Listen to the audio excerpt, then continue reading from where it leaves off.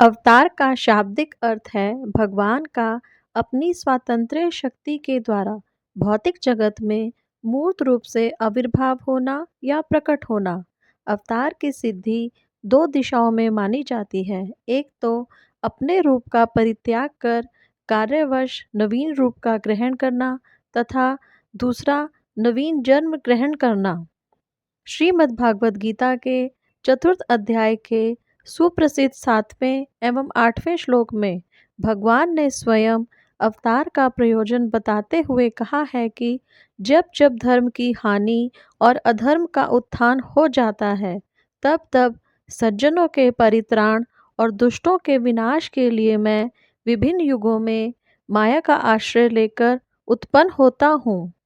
हिंदू धर्म के आधारभूत ग्रंथों में बहुमान्य पुराणानुसार भगवान विष्णु परमेश्वर के 3 मुख्य रूपों में से एक रूप हैं। पुराणों में त्रिमूर्ति भगवान विष्णु को विश्व का या जगत का पालनहार कहा गया है, जिनको नारायण और हरि के नाम से भी जाना जाता है। भगवान विष्णु को जगत का पालनकर्ता माना जाता है और जब अधर्म और पाप बढ़ जाता है तब वे अवतार लेते हैं। भगवान श्री हरि विष्णु ने धर्म की रक्षा हेतु हर काल में अवतार लिया। वैसे तो भगवान विष्णु के अनेक अवतार हुए हैं, लेकिन उनमें से 10 अवतार प्रमुख हैं, जिनके नाम क्रमशः इस प्रकार से हैं: मत्स्य अवतार, कूर्म अवतार, वराह अवतार, भगवान नरसिंह अवतार, वामन अवतार, परशुराम अवतार, श्री राम अवतार, श्री कृष्ण अवतार, बुद्ध अवतार और 10वें अवतार हैं कल्कि अवतार, जिनका अभी अवतरण होना बाकी है। तो दोस्तों, आज की इस वीडियो में हम भगवान विष्णु के इन्हीं 10 अवतारों के बारे में जानेंगे, जिन्हें दशावतार भी कहा जाता है। नमस्कार दोस्तों, आप सभी का एक बार फिर से हमारे चैनल डेफिनेट भक्ति में बहुत बहुत स्वागत है। आइए जानते हैं भगवान विष्णु के 10 अवतारों की कथा। पहले अवतार है मत्स्य अवतार। पुराणों के अनुसार भगवान विष्णु ने सृष्टि को प्रलय से बचाने के लिए मत्स्य अवतार लिया था। इसकी कथा इस प्रकार से है। सतयुग के आदि में राजा सत्यव्रत हुए। राजा सत्यव्रत एक दिन नदी में स्नान कर जलांजलि दे रहे थे। अचानक उनकी अंजलि में एक छोटी सी मछली आई। उन्होंने देखा तो सोचा वापस सागर में डाल दूं, लेकिन उस मछली ने अचानक बोला, आप मुझे सागर में मत डालिए, अन्यथा बड़ी मछलियां मुझे खा जाएंगी। तब राजा सत्यव्रत ने मछली को अपने कमंडल में रख लिया। मछली और बड़ी हो गई तो राजा ने उसे एक बड़े कलश में रख दिया। जब मछली और बड़ी हो गई तो राजा ने उसे अपने सरोवर में रखा। तब देखते ही देखते मछली और बड़ी हो गई। राजा को समझ आ गया कि यह कोई साधारण जीव नहीं है। राजा ने मछली से वास्तविक स्वरूप में आने की प्रार्थना की।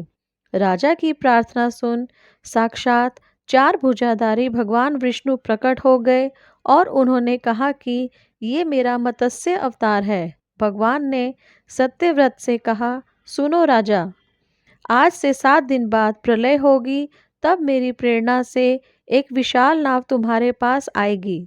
तुम सप्तऋषियों, औषधियों, बीजों व प्राणियों के सूक्ष्म शरीर को लेकर उसमें बैठ जाना। जब तुम्हारी नाव डगमगाने लगेगी, तब मैं मत्स्य के रूप में तुम्हारे पास आऊँगा। उस समय तुम वासुकी नाग के द्वारा उस नाव को मेरे सींग से बांध देना। उस समय प्रश्न पूछने पर मैं तुम्हें उत्तर दूंगा, जिससे मेरी महिमा, जो परब्रह्म नाम से विख्यात है, तुम्हारे हृदय में प्रकट हो जाएगी। तब समय आने पर मत्स्य रूपधारी भगवान विष्णु ने राजा सत्यव्रत को तत्व ज्ञान का उपदेश दिया, जो मत्स्य पुराण नाम से प्रसिद्ध है। भगवान विष्णु के दूसरे अवतार हैं कूर्म अवतार। धर्म ग्रंथों के अनुसार भगवान विष्णु ने कूर्म अर्थात कछुए का अवतार लेकर समुद्र मंथन में सहायता की थी। भगवान विष्णु के कूर्म अवतार को कच्छप अवतार भी कहते हैं।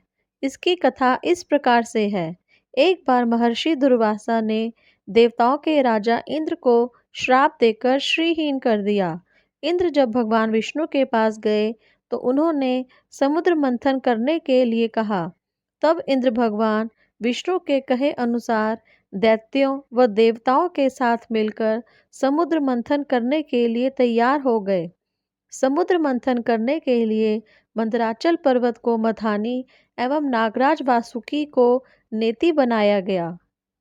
देवताओं और दैत्यों ने अपना मतभेद भुलाकर मंदराचल को उखाड़ा और उसे समुद्र की ओर ले चले, लेकिन वे उसे अधिक दूर तक नहीं ले जा सके। तब भगवान विष्णु ने मंदराचल को समुद्र तट पर रख दिया। देवता और दैत्यों ने मंदराचल को समुद्र में डालकर नागराज वासुकी को नेति बनाया, किंतु मंदराचल के नीचे कोई आधार नहीं होने के कारण वह समुद्र में डूबने लगा। यह देखकर भगवान विष्णु विशाल कूर्म अर्थात कछुए का रूप धारण कर समुद्र में मंदराचल के आधार बन गए। भगवान कूर्म की विशाल पीठ पर मंदराचल तेजी से घूमने लगा और इस प्रकार समुद्र मंथन संपन्न हुआ। वराह अवतार भगवान विष्णु के तीसरे अवतार माने जाते हैं। धर्म ग्रंथों के अनुसार भगवान विष्णु ने वराह अवतार रूप में अवतार लिया था। वराह अवतार से जुड़ी कथा इस प्रकार है। पुरातन समय में दैत्य हिरण्याक्ष ने जब पृथ्वी को ले जाकर समुद्र में छिपा दिया, तब ब्रह्मा की नाक से भगवान विष्णु वराह रूप में प्रकट हुए। भगवान विष्णु के इस रूप को देखकर सभी देवताओं व ऋषि मुनियों ने उनकी स्तुति की। सबके आग्रह पर भगवान वराह ने पृथ्वी को ढूंढना प्रारंभ किया। अपनी थुथनी की सहायता से उन्होंने पृथ्वी का पता लगा लिया और समुद्र के अंदर जाकर अपने दांतों पर रखकर वे पृथ्वी को बाहर ले आए। जब हिरण्याक्ष दैत्य ने यह देखा तो उसने भगवान विष्णु के वराह रूप को युद्ध के लिए ललकारा। दोनों में भीषण युद्ध हुआ। अंत में भगवान वराह ने हिरण्याक्ष का वध कर दिया। इसके बाद भगवान वराह ने अपने खुरों से जल को स्तंभित कर उस पर पृथ्वी को स्थापित कर दिया। भगवान विष्णु के चौथे अवतार हैं भगवान नरसिंह। भगवान विष्णु ने नरसिंह अवतार लेकर दैत्यों के राजा हिरण्यकश्यपु का वध किया था। इस अवतार की कथा इस प्रकार है। धर्म ग्रंथों के अनुसार दैत्यों का राजा हिरण्यकश्यपु स्वयं को भगवान से भी अधिक बलवान मानता था। उसे मनुष्य, देवता, पक्षी, पशु न दिन में न रात में, न धरती पर न आकाश में, न अस्त्र से न ही शस्त्र से मरने का वरदान प्राप्त था। उसके राज में जो भी भगवान विष्णु की पूजा करता था उसको दंड दिया जाता था। उसके पुत्र का नाम प्रहलाद था। प्रहलाद बचपन से ही भगवान विष्णु का परम भक्त था। यह बात जब हिरण्यकशिपु को पता चली तो वह बहुत क्रोधित हुआ और प्रहलाद को समझाने का प्रयास किया, लेकिन फिर भी जब प्रहलाद नहीं माना तो हिरण्यकशिपु ने उसे मृत्युदंड दे दिया। हर बार भगवान विष्णु के चमत्कार से वह बच जाता था।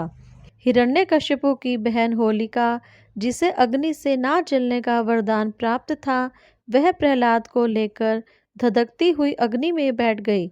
तब भी भगवान विष्णु की कृपा से प्रहलाद बच गया और होलिका जल गई। जब हिरण्यकशिपु स्वयं प्रहलाद को मारने ही वाला था, तब भगवान विष्णु नरसिंह का अवतार लेकर खंबे से प्रकट हुए और उन्होंने अपने नाखूनों से हिरण्यकशिपु का वध कर दिया। वामन अवतार भगवान विष्णु के पांचवें अवतार माने जाते हैं। सतयुग में प्रहलाद के पुत्र दैत्यराज बलि ने स्वर्गलोक पर अधिकार कर लिया। सभी देवता इस विपत्ति से बचने के लिए भगवान विष्णु के पास गए। तब भगवान विष्णु ने कहा कि मैं स्वयं देव माता अदिति के गर्भ से उत्पन्न होकर तुम्हें स्वर्ग का राज्य दिलवाऊंगा। कुछ समय पश्चात भगवान विष्णु ने वामन अवतार लिया। एक बार जब बलि महान यज्ञ कर रहा था, तब भगवान वामन बलि की यज्ञशाला में गए और राजा बलि से 3 पग धरती दान में मांगी। राजा बलि के गुरु शुक्राचार्य भगवान की लीला समझ गए और उन्होंने बलि को दान देने से मना कर दिया। लेकिन बलि ने फिर भी भगवान वामन को 3 पग धरती दान देने का संकल्प ले लिया। भगवान वामन ने विशाल रूप धारण कर एक पग में धरती और दूसरे पग में स्वर्गलोक नाप लिया। जब तीसरा पग रखने के लिए कोई स्थान नहीं बचा तो बलि ने भगवान वामन को अपने सिर पर पग रखने को कहा।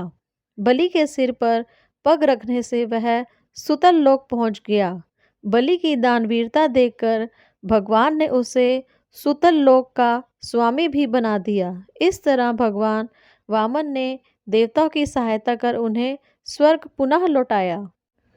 परशुराम अवतार भगवान विष्णु के 6वें अवतार माने जाते हैं।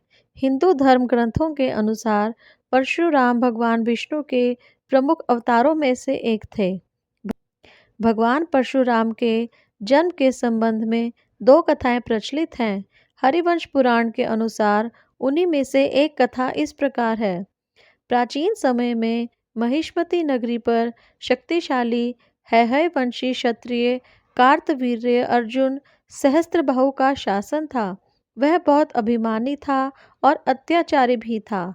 एक बार अग्निदेव ने उससे भोजन कराने का आग्रह किया।